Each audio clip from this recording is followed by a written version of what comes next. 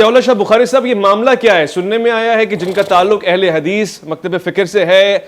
یہ اس طرح کے واقعات پہلے نہیں ہیں۔ اس سے پہلے یزید کے حق میں ایک ریلی میں نعرہ لگنا اور پھر اس کی حمایت میں بات کرنا اور پھر اس کا دفاع کرنا اور پھر اسی الف لام میم پروگرام میں اس کی مذمت نہ کرنا، اور پھر آج امام موسیٰ کاظم، آپ پہ ہمارا سلام ہو، اور آپ کے فرزندان، یہاں تک امام حسن عسکری، آپ کے ازواج، اور پھر اس طرح تسلسل کے ساتھ آل رسول کے اوپر اتنی گری ہوئی زبان استعمال کرنا کسی مکتب کی تربیت کا کوئی خاصہ ہے؟ بسم اللہ الرحمن الرحیم۔ بلا شبہ مکتب اہل حدیث اس مکتب کا نام ہے جس میں امام بخاری، امام مسلم، امام ابو داؤد، امام ترمذی، امام نسائی، امام ابن ماجہ، امام ابن تیمیہ، امام ابن قیم،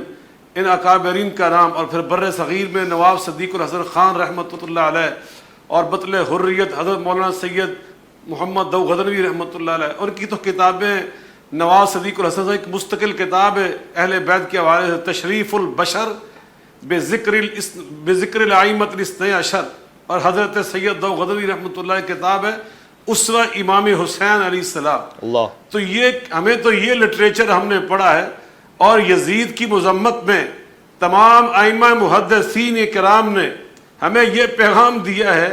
کہ لیس باہل الروایہ لانہ من قطرۃ الحسین ابن رسول اللہ صلی اللہ علیہ وآلہ وسلم، کہ یزید سے حدیث نبوی روایت نہیں کی جا سکتی، اس کے پاس یہ اہلیت ہی نہیں ہے، اور اس کا سبب صرف ایک ہی بیان کیا ہے، یہ بیان نہیں کیا کہ وہ کذاب تھا، اس کا حافظہ کمزور تھا، ایک بات ہی کہی، اور وہ یہ ہے لأنہ من قطرۃ ابن حسین ابن رسول اللہ صلی اللہ علیہ وسلم، و فرزند رسول امام حسین کے قاتلوں میں شمار ہوتا ہے، اس لیے جو قتل حسین اتنا بڑا جرم ہے کہ اس کی وجہ سے اس کی حدیث نبوی کی روایت قبول نہیں ہو سکتی۔ ہم نے تو یہ اس مکتب میں پڑھا ہے، اور ائمہ اہل بیت جن کے بارے میں اللہ رب العزت نے جن اہل بیت کے بارے میں ہمیں پیغام دیا، انما یرید اللہ لیذھب عنکم رجس اہل البیت ویطہرکم تطہیرا، اور نبی کریم علیہ الصلوۃ والسلام نے فدعا علی و فاطمہ والحسن والحسین وجللهم بکسائم وقال اللہم ہؤلاء اہل بیتی،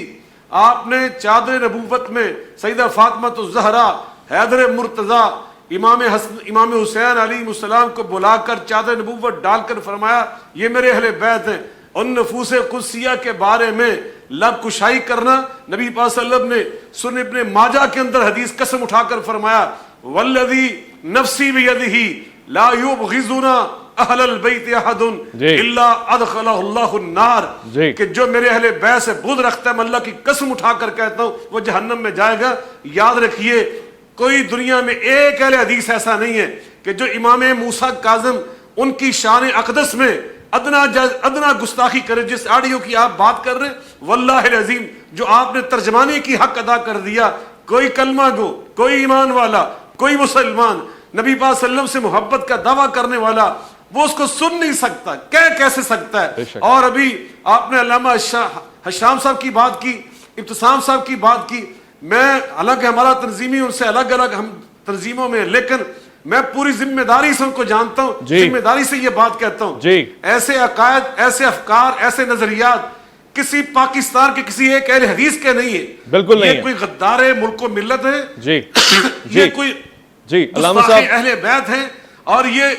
آپ نے علامہ شام علی ظہیر، علامہ اختصار الہی ظہیر، آپ نے دونوں کو تو بچا لیا، ان کا دفاع بھی کیا، بالکل وہ اس پہ ملوث بھی نہیں ہے، یہ واضح ہو گئی بات، مگر مسئلہ آل رسول کا ہے، ان کا دفاع کون کرے گا؟